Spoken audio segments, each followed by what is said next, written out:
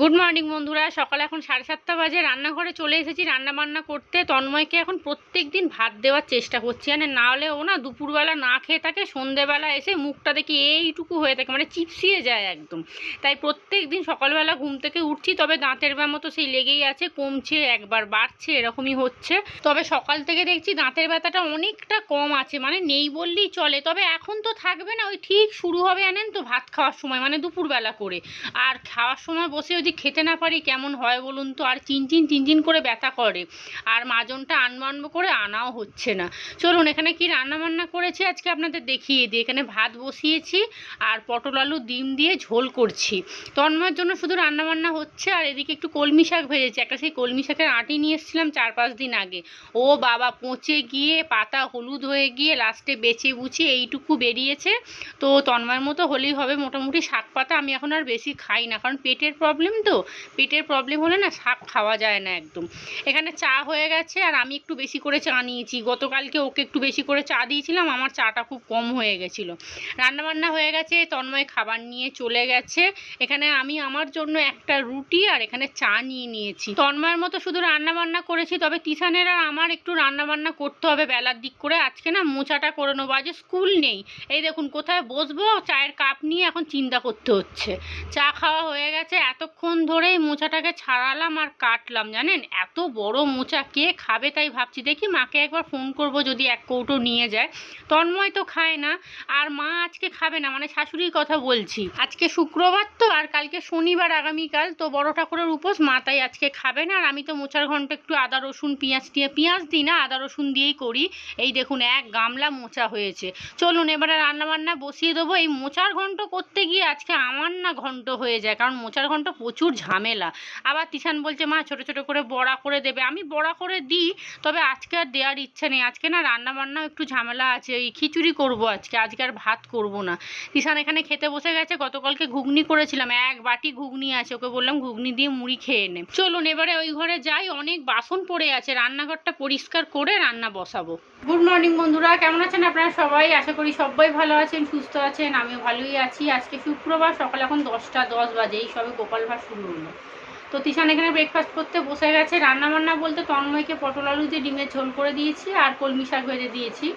আর আমাদের জন্য একটু খিচুড়ি করব, আমার আর তিশানের জন্য অল্প একটু খিচুড়ি করব, আর ওই মোচার ঘন্টটা করবো। ফ্রিজে যে একটুখানি চিংড়ি মাছ করেছিল, ভেবেছিলাম আজকে পটলের তরকারিতে দিয়ে দেবো। আর ভাবলাম তন্ময় না প্রায় 3-4 দিন ধরে চিংড়ি মাছ খেয়েছে, আগের সপ্তাহ আর এই সপ্তাহ মিলিয়ে। তাই ভাবলাম দরকার নেই বাবা, একটু মোচার মধ্যেই দিয়ে দেবো, অল্প একটুই আছে। তবে দেখবেন চিংড়ি মাছের গন্ধটাতেই না তরকারিটার স্বাদ অনেকটা বেড়ে যায়। তো সেই কারণে ওই মোচার ঘন্টটা করব, তবে একটু ছোট ছোট করে ওই বড়া করে দেবো, মুসুর ডালের বড়া। কিষানকে বলছি দেবো না, আর ছেড়ে দে, এখন ওই বড়া টড়া করতে গেলে না খুব ঝামেলা, মিক্সিতে পেস্ট করো ভাজো, ও শুনছেই না, দিতেই বলছে। আর বড়াটা করলে না মানে তরকারিতে দিলে মোচার ঘন্টতে খুব খেতে ভালো লাগে। যাই হোক চলুন, অল্প একটু কাচাকুচি ভিজিয়েছি, যে চাদরটা তুলেছিলাম ওইটা ভিজিয়ে দিয়েছি। তন্ময় দুটো প্যান্ট গেঞ্জি, ওর তো রোজেরই কাচতে হয়। আর আজকে সকাল থেকে ওয়েদার খুব ভালো, সুন্দর রোদ উঠেছে, হাওয়া দিচ্ছে, ঘরের যা জামা কাপড় ছিল সব মিলে দিয়েছি বাইরে। ওগুলো মোটামুটি শুকিয়ে যাবে, তারপরে আবার এগুলো কেচে মিলে দেবো। জলটা শুকিয়ে গেলে ঘরে দিয়ে দেবো, ব্যাস তাহলেই হবে। এখন এরম করেই করতে হবে, কি করবো আর বর্ষাকালটা। যাই হোক চলুন। আর বাংলাদেশের অবস্থা খুব খারাপ। আমার কয়েকটা বন্ধু আছে যারা বাংলাদেশ থেকে কমেন্ট করে আমাকে, তো আমি সবাইকে বলবো যে খুব সাবধানে থাকুন, ভালো থাকুন।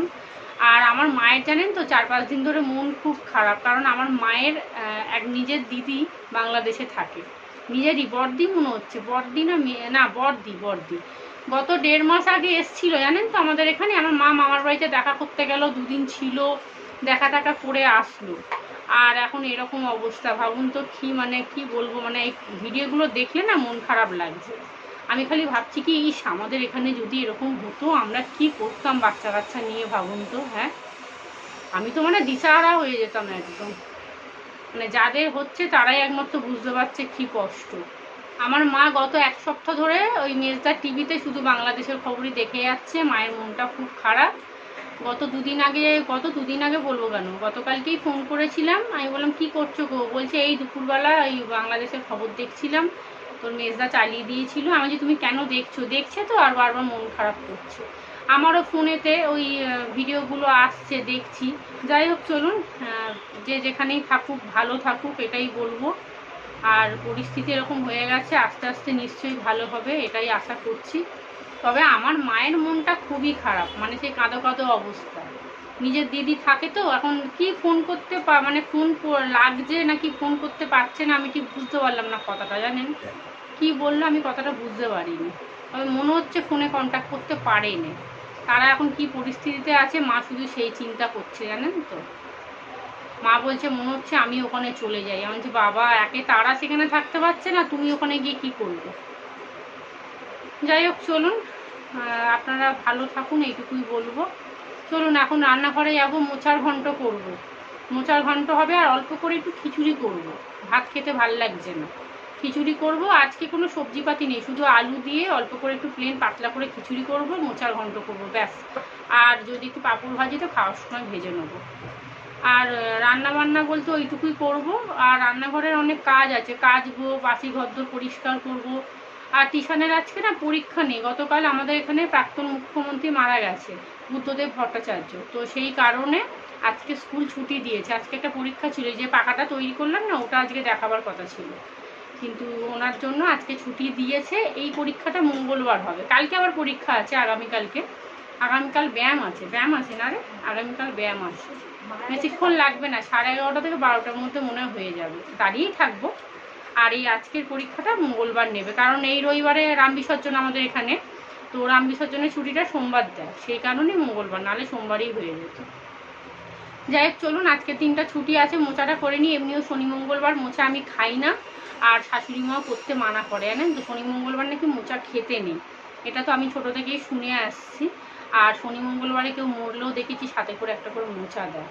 এতক্ষণ ধরে দাঁড়িয়ে দাঁড়িয়ে রান্নাঘরটা পরিষ্কার করলাম, অনেক বাসন ছিল সব মাজলাম, এখানে রান্নাঘর মোছামুছি করলাম। মানে একবার রান্না হয়েছে তো পুরো তেল ঝাল ভর্তি। আর এই দেখুন ডিপ ফ্রিজের মধ্যে এইটুকুনি চিংড়ি মাছ পড়েছিল, ওটাকে রেখে কি করব ভাবছি মোছার মধ্যে দিয়ে দেবো। আর আজকে ওয়েদার এত ভালো না কি বলবো আপনাদের। এখানে মোচাটা জল দিয়ে একটুখানি হলুদ আর নুন দিয়ে ভিজিয়ে রেখে দিয়েছি, এবারে এটা প্রেশার কুকারে সেদ্ধ বসাবো। এখানে খিচুড়ি বসিয়ে দিয়েছি, এখানে আলু, চাল, ডাল, নুন, হলুদ, পেঁয়াজ, টমেটো সব দিয়ে দিয়েছি। এবার এটা ভালো করে সিদ্ধ হবে, লাস্টে ফোড়ন দিয়ে নুন মিষ্টি চেক করে নাবিয়ে দিলেই খিচুড়ি হয়ে যাবে। আর দেবো হচ্ছে ধনে পাতা আছে। এখানে মোচাটা সিদ্ধ বসিয়ে দিয়েছি, খানিকক্ষণ সময় তো লাগবে, কারণ মোচা সেদ্ধ হতে একটু সময় লাগে। আর এখানে একটু মুসুর ডাল ভিজিয়ে রেখে দিয়েছি, বড়া করব বলে। মুসুর ডাল তো আধা ঘন্টার মধ্যে না ভিজে যাবে। মটর ডালের বড়া করে দিলে সব থেকে বেশি ভালো লাগে খেতে, কিন্তু আমার ঘরে মটর ডাল নেই, মুসুর ডাল আছে, ওই মুসুর ডালের বড়াই আমি করে দেবো। খিচুড়ির ডাল চাল সিদ্ধ হয়ে গেছে, এইবারে ফোড়নটা দিয়ে দেবো। গোটা জিরে, তেজপাতা, শুকনো লঙ্কা দিয়েছি, একটু আদা রসুন বাটা দিয়েছি, আর গুঁড়ো মশলা প্রতিদিনের যা থাকে সেগুলো দিয়েছি। ব্যাস এইবারে ঢেলে দিয়ে খানিকক্ষণ ফোটাবো, একটু মিষ্টি দেবো, নুনটা চেক করব, আর দেবো হচ্ছে ধনে পাতা। মোচাটাও সিদ্ধ হয়ে গেছে, একটা বড় জায়গায় ঢেলে পাকার হাওয়ায় রেখে এসেছি। আর মাঝখানে আমি আবার ঘরটা ঝাঁট দিলাম, ঝাঁট দিয়ে মুছবো। এই কাজগুলোকেও করতে হবে বলুন না। আর অনেকটা কাচাকুচি ভিজিয়েছি। আজকে ওয়েদারটা দেখে না মনটা খুব খুশি খুশি হয়ে যাচ্ছে, যেন মনে হচ্ছে এই দুর্গাপুজো এসে গেছে। মনে হচ্ছে কেন, এসেই তো গেছে, আর মাত্র 1-1.5 মাস বাকি। আপনাদের কি কেনাকাটা শুরু হলো? আমার কিন্তু এখনো হয়নি, বুঝতেই তো পাচ্ছেন, মধ্যবিত্ত ফ্যামিলিতে বোনাসের টাকা হাতে না পাওয়া পর্যন্ত কেনাকাটা শুরু করা যায় না। যাই হোক চলুন, আমি তবুও জানেন তো ঘরের খরচা থেকে টুকটাক করে একটু কিনে রাখি পুজোর আগে থেকে। এই তো এই মাস থেকেই শুরু করবো, ওটা তন্ময় জানতে পারে না। চলুন, এখানে খিচুড়ি হয়ে গেছে, একটু ভাজা মশলা দিলাম, ধনেপাতা, অল্প নুন, মিষ্টি, ব্যাস খিচুড়ি একদম রেডি, বন্ধ করে দিয়েছি। আর এখানে বসে পাকার হাওয়াতে মোচাটাকে ভালো করে চটকে নিলাম। আর তিশানকে দেখুন 12টা বাজে এই ঘুমালো, এখন ঘুমাক, ওই 1টা-1.5টার দিক করে ডেকে দেবো। ঘরটা ঝাঁট দিয়ে নিয়েছি কিন্তু মোছা হয়নি, এইবারে ঘরটা মুছে নেবো, কারণ মোচাটা করতে না এখন সময় লাগবে জানেন। ওই বড়াগুলোকে রেডি করবো না, ওইটা করতেই তো সময় লাগবে, মিক্সির মধ্যে পেস্ট করব। ঘর মোছা হয়ে গেছে, চলে এসেছি বাথরুমে, এখন কাচাকুচিগুলো করে নেবো। এত ভালো রোদ উঠেছে না, বেশি দেরি করবো না। আর বাইরে জামা কাপড়গুলোও দেখছি শুকিয়ে গেছে, তাই ভাবলাম তাহলে এক কাজ করি, বরঞ্চ কাচাকুচি করে মিলে দিয়ে তারপরে মোছাটা করব। আর সব থেকে বড় কাজ হচ্ছে কাচা, জানেন তো। এখন আমার দেখছি যত বেলা হয় না, আমার মানে এনার্জি থাকে না, মনে হয় কি দূর আর ভাল লাগছে না। যত বেলা হয় মনে হয় কি দূর কাচাটা ভিজিয়ে ভুলই করে ফেললাম। তবে একবার যদি কেচে নিই ব্যাস, তাহলে একটা ঝামেলা শেষ হয়ে যায়। এখন আর বেশিক্ষণ ভিজিয়ে রাখি না, আমার যেহেতু রোজের কাঁচা তো এই দেখুন এই নতুন চাদরটাকে ভিজিয়ে দিয়েছি। আর প্রত্যেকটা জামা কাপড়ে দেখছেন তো অল্প করে একটু সার্ফ দিচ্ছি। কেন বলুন তো, সার্ফ দিয়ে ঘষলে না বেশ পরিষ্কার হয়, মানে তেল চিটেটা সুন্দর উঠে যায়। আর তন্ময়ের জামা কাপড়ে তো ওরে বাপরে আর বলবেন না, ও প্রচণ্ড ঘামে। ও যেমন ঘামে তিশানও সেরকম, জানেন তো, একটা গেঞ্জি একদিনেও মানে পুরো ভিজিয়ে দেবে। আর এই দেখুন নতুন স্কুল ড্রেসটাকে বার করে দিয়েছিলাম পরার জন্য, কলারটা দেখছি একদিনেই কালো করে দিয়েছে, এত ঘামে না। তিশানের জামা কাপড় প্রতিদিন কাছি না কাছি একটু জল ধোয়া করে দিই, তাহলে কি হয় ঘাম গন্ধটা চলে যায়। আর এখন যেহেতু কমফর্ট দিচ্ছে তো একদম পুরো সেন্টের মতো গন্ধ ছাড়বে। আর তন্ময় আবার পরশুদিন কি বলছে জানেন, বলছে আমার জামা কাপড়ে বেশি করে দেবে, তাহলে সেন্ট দিতে হবে না। বলছে হ্যাঁ তাই তো, আর বেশি কমফর্ট দিলে না জামা কাপড় পুরো হরহর করে একদম। গতকালকে ভাবলাম আজকে স্কুল ছুটি, ধীরে সুস্থে কাজ করব, একটু টিভিটা চালিয়ে বসবো, 1:30 অবধি না ভালো ভালো ঠাকুমার ঝুলিগুলো হয়, গল্পগুলো শুনতে খুব ভালো লাগে। ও বাবা কোথাকার কি পান্তা ভাতে ঘি, 1:30 অবধি না ভালো ভালো ঠাকুমার ঝুলি হয় শনি আটে, আর গল্পগুলো শুনতেও খুব ভালো লাগে। ও বাবা দেখুন তো সকাল থেকে একের পর এক কাজ হয়েই যাচ্ছে, একটুও সময় পাইনি। টিভিটা চালিয়েছিলাম কিন্তু ওই রান্নাঘরেই তো অর্ধেক সময় চলে যাচ্ছে, টিভি চালিয়ে বেকার কি করব। তিশান খানিকক্ষণ দেখলো, টিভিটা বন্ধ করে দিলাম। বেকার বেকার কারেন্টের বিল পুড়িয়ে লাভ আছে বলুন তো। আর এই কদিন ধরে জানেন তো আমাদের কেবিল লাইনের অফিসের লোকের সাথে ঝামেলা হচ্ছে। আমি প্রত্যেক মাসে টাইমে টাকা দিচ্ছি, আর প্রত্যেক মাসে ফোন করে বলবে আপনার 3 মাসের টাকা বাকি আছে, আপনার কেবিলটা বন্ধ করে দেওয়া হলো। আবার কি বন্ধ করবে সেটা জানাবেও না, জানেন, হুট করে বন্ধ করে দেয়। মাঝখানে আমি 1 মাস টাকা দিতে ভুলে গিয়েছিলাম, ব্যাস পরপর 3 মাস পুরো টাকা দিয়ে আসছি। সেই টাকাটাকেও আমি পেমেন্ট করে দিয়েছি, গুগল পেতে 2খানা না 3খানা পেমেন্ট করেছি, বলছে কিনা আপনারা একটা পেমেন্ট করেছেন। কেমন রাগ ওঠে বলুন তো। আবার গতকালকে ফোন করে কথা বললাম, তারপরে গুগল পেটা ওরা চেক করতে বললো হ্যাঁ ম্যাডাম ভুল হয়ে গেছে। যাই হোক চলুন, এখানে কাচাকুচি হয়ে গেছে, বাইরে আজকে ঝাঁট দিয়ে বেশ করে ব্লিচিং পাউডার ছড়িয়েছি। আর খুব জানেন তো কেন্নাই ঢুকছে, এই বর্ষাকাল তো সাপ খোপ কেন্নাই ও এখন চলবে। এখন আজকে যা রোদ উঠেছে না, মনে হচ্ছে এই জামা কাপড়গুলো মোটামুটি বিকেলের মধ্যে শুকিয়ে যাবে। জামা কাপড় মিলে দিয়ে চলে এসেছি। এই যে এখানে ডালটা পেস্ট করে নিয়েছি, পেস্ট করার সময় একটু নুন হলুদ আর কিছু দিইনি, ভালো করে পেস্ট করে নিয়েছি, কড়া বসিয়ে দিয়েছি। এবার ছোটো ছোটো করে বড়ার মতো করে ভেজে নেবো। আর রোদ্দুরটা দেখছেন, দারুণ রোদ্দুর, দারুণ। জামা কাপড়গুলো টাইমে মিলে দিয়েছি একদম।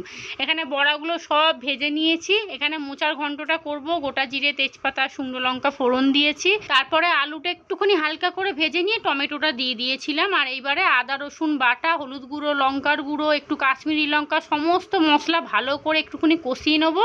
তারপরে মোচাটা ঢেলে নেবো। আর তিশানের জন্য কয়েকটা বড়া তুলে রেখেছি, ও সকালবেলায় বলছিল মা যখন বড়া ভাজবে আমাকে দেবে। এত সুন্দর খেতে লাগছে গরম গরম বড়াগুলো। আর মিক্সির মধ্যে ভালো করে পেস্ট করেছি তো, মানে ফাটানোটা ভালো হয়েছে, তাই নরম তুলতুল করছে।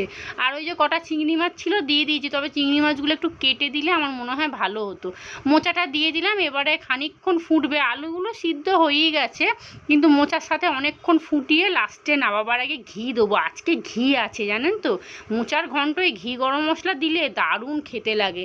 এবারে বড়াগুলো দিয়ে দিয়েছি, দিয়ে খানিকক্ষণ ফোটাবো যাতে বড়ার মধ্যে রস কস সব কিছু ঢুকে যায়। তবে শুকনো শুকনো করে নামাবো, নামাবার আগে মিষ্টি দেবো, নুন মিষ্টিটা একদম চেক করতে হবে, আর একদম শেষে ঘিটা দিয়ে দেবো।